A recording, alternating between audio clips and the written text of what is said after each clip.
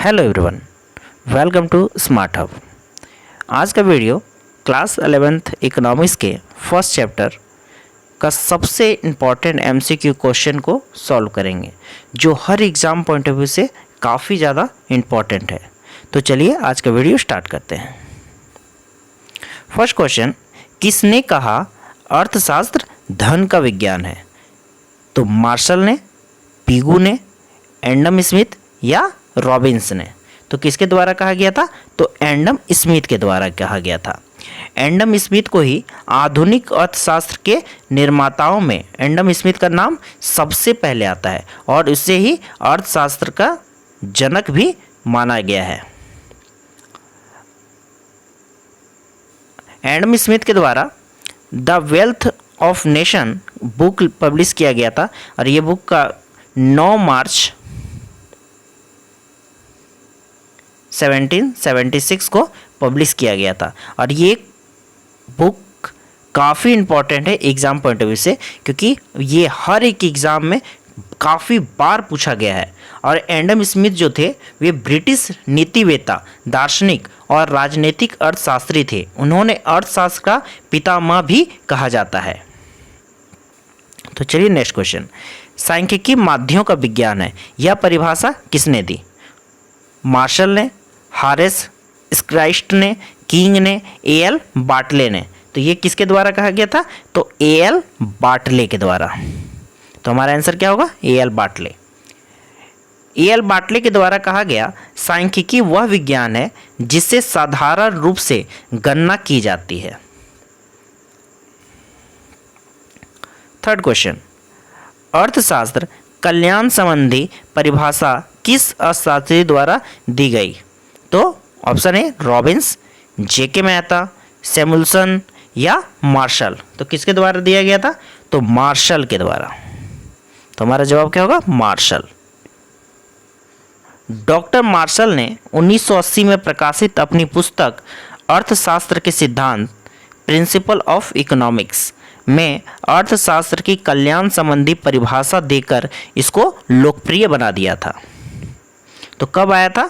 1980 में। ये भी एग्जाम में काफ़ी बार पूछा गया है, ये यूपीएससी का क्वेश्चन है।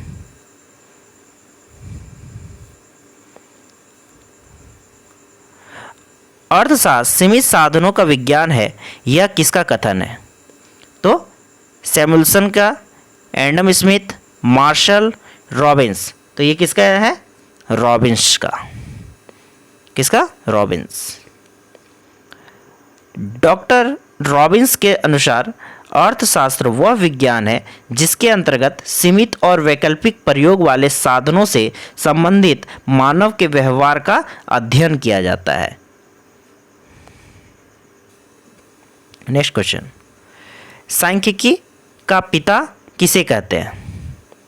Adam Smith, Gottfried Achenwall, Alfred Marshall, Paul Samuelson? तो किसे कहते हैं? तो गॉडफ्राइड आकेनवाल।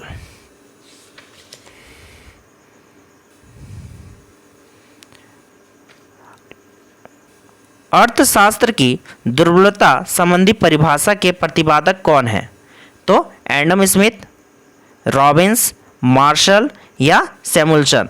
तो इसका सही जवाब क्या होगा? रॉबिन्स। चलिए नेक्स्ट क्वेश्चन, सांख्यिकी शब्द का प्रयोग किया जाता है एक वचन में, बहुवचन में, एक वचन और बहुवचन में, इनमें से कोई नहीं? तो इसका सही जवाब क्या होगा? एक वचन में और बहुवचन में। इसका हम लोग आगे पढ़े भी थे नेक्स्ट क्लास में भी। जो नेक्स्ट क्लास का वीडियो नहीं देखे हैं वो इसका डिस्क्रिप्शन में लिंक दिया हुआ रहेगा, जाके जरूर देखें। सांख्यिकी का प्रयोग किया जाता है व्यवसायियों द्वारा, वैज्ञानिक द्वारा, अर्थशास्त्रियों द्वारा या इनमें से कोई नहीं? तो किसके द्वारा?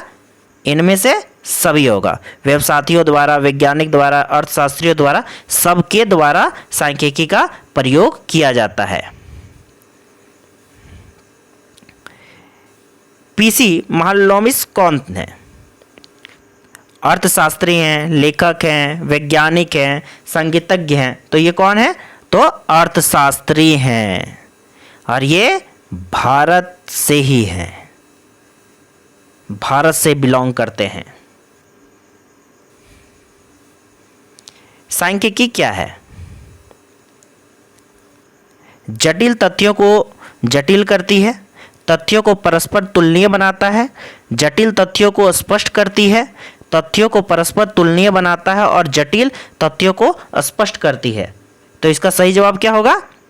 ऑप्शन डी, तथ्यों को परस्पर तुलनीय बनाता है और जटिल तथ्यों को स्पष्ट करती है।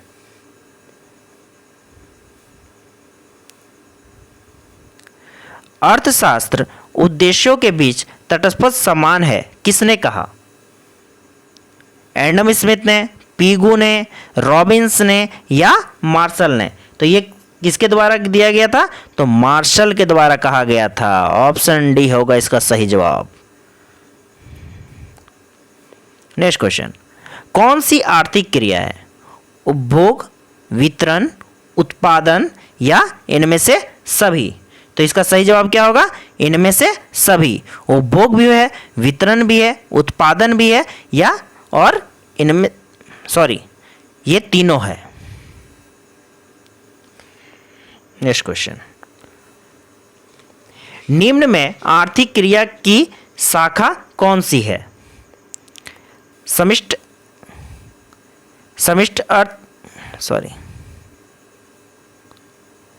अर्थशास्त्र, विशिष्ट अर्थशास्त्र, समष्टि अर्थशास्त्र और विशिष्ट अर्थशास्त्र या इनमें से कोई नहीं? तो इसका सही जवाब क्या होगा? समष्टि अर्थशास्त्र और विशिष्ट अर्थशास्त्र दोनों, ऑप्शन सी। विशिष्ट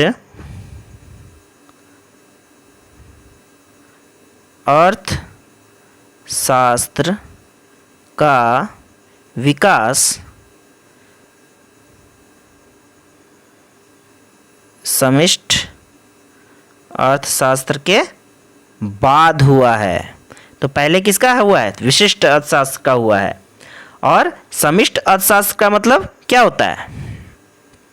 समष्टि अर्थशास्त्र का मतलब बड़ा, विस्तृत और व्यापक।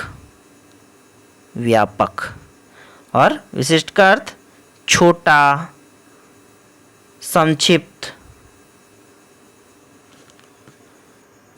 और सूक्ष्म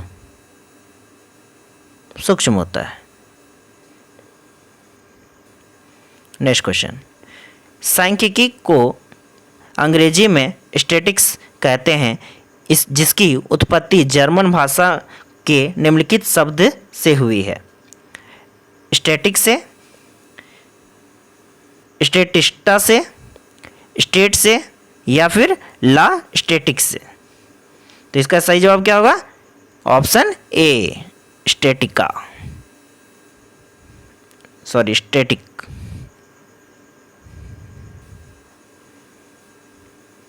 अर्थशास्त्र अध्ययन कराता है आर्थिक क्रियाओं का, धन का, मनुष्य का, आवश्यकताओं का।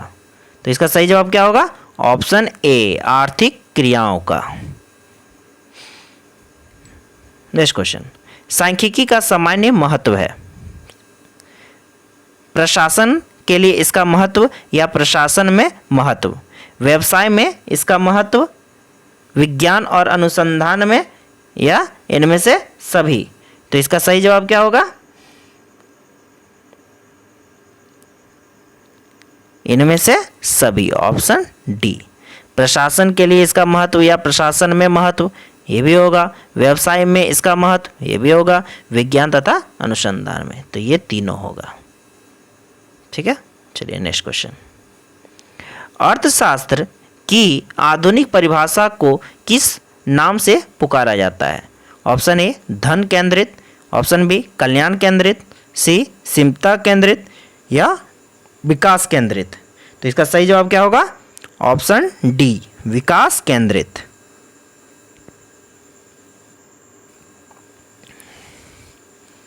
अर्थशास्त्र विज्ञान एवं कला दोनों है, यह किसका कथन है? तो यह किसका कथन है? ऑप्शन ए, एडम स्मिथ या ऑप्शन बी, मार्शल ये ऑप्शन सी रॉबिन्स या ऑप्शन डी स्टिगलर। तो किसका है? तो मार्शल का है, ऑप्शन बी मार्शल।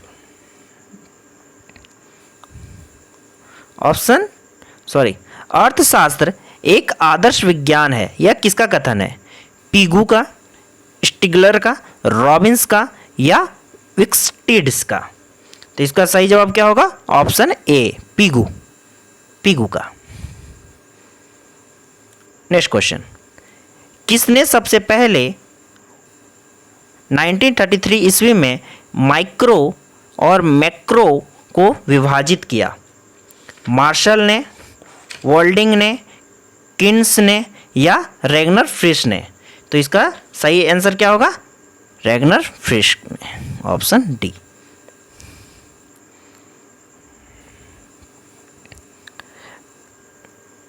माइक्रो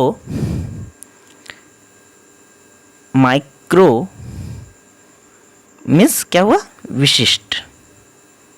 ये जो होता है वो क्या करता है? एक उपभोक्ता, फर्म, परिवार के व्यवहार का अध्ययन करने वाले शास्त्र का एक शाखा है, जिसको हम लोग क्या बोलते हैं? माइक्रोनॉमिक्स। और माइक्रोनॉमिक्स जो है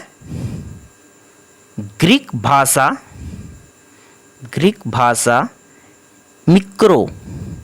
मिक्रो से बना है, ठीक है। और माइक्रो जो है इसकी उत्पत्ति भी कहाँ से हुआ है? ग्रीक भाषा से ही, भाषा के मैक्रोस से हुआ है। और ये क्या कराता है? अर्थशास्त्र की वह शाखा जो पूरी अर्थव्यवस्था का व्यवहार का अध्ययन करता है और राष्ट्रीय और अंतर्राष्ट्रीय दोनों दोनों का पता करता है, और इसको हम लोग क्या बोलेंगे? माइक्रोनॉमिक्स। और रेगनर फ्रिश जो थे पहले ऐसे व्यक्ति थे जिनको अर्थशास्त्र में नोबेल पुरस्कार दिया गया था। तो पहले ऐसे व्यक्ति कौन? ये भी काफ़ी एग्जाम में बार पूछा गया है कि पहले ऐसे व्यक्ति कौन थे अर्थशास्त्र के जिनको नोबेल पुरस्कार से सम्मानित किया गया? तो ये कौन थे? रेगनर फ्रिश।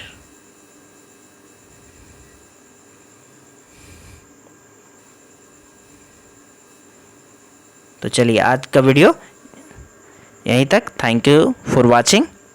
नेक्स्ट क्लास में हम लोग नेक्स्ट वीडियो देखेंगे।